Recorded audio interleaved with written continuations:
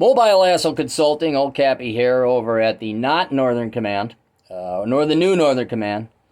We're in the Twin Cities again, yay. And we're not reading the requests because I can't pull them up on my phone because the place I'm at doesn't have a computer. Yay.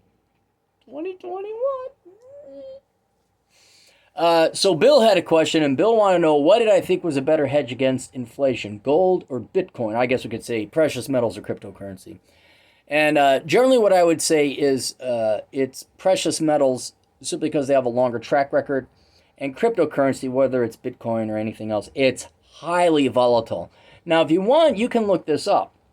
There's a measure called beta, and it has nothing to do with modern-day American men. It is a measure of volatility relative to the S&P 500. And to kind of explain this a little bit too, I guess I should have looked it up, but you guys get an exercise here. The S&P 500, the standard U.S. stock market, is considered to have a beta of 1.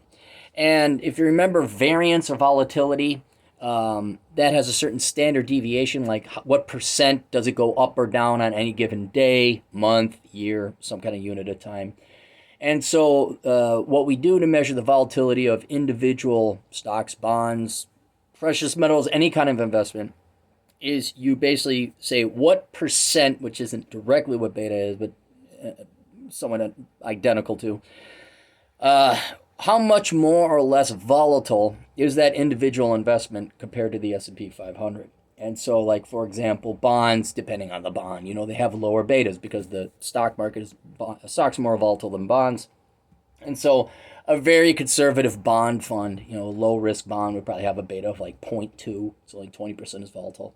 But then if you got options or the tech sector or startups, micro caps, foreign investments, not because foreign stocks themselves are any more risky than the U.S. stock market, but you also have exchange rate risks, so there's going to be a little bit. So, and you're going to have to not quote me on this, but I think at one time, like the NASDAQ had a beta of like 1.2 compared to the S&P 500, but that could have been very well long back in the dot-com days.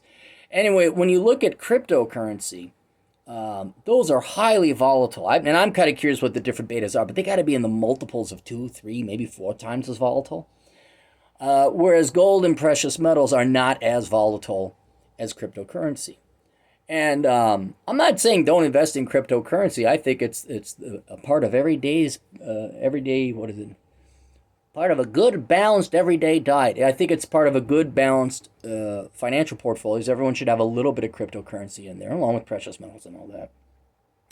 But in terms of hedging against inflation, I would say it's a poorer hedge than gold or silver or other precious metals, simply because gold and precious metals are not that volatile. Nowhere near that volatile. I can't even think if there's anything more volatile than cryptocurrency right now in terms of its beta. So look that up. Look up the beta of different precious metals. I mean, I would be kind of curious what the beta is: silver versus gold versus copper versus beryllium or whatever another precious metal is.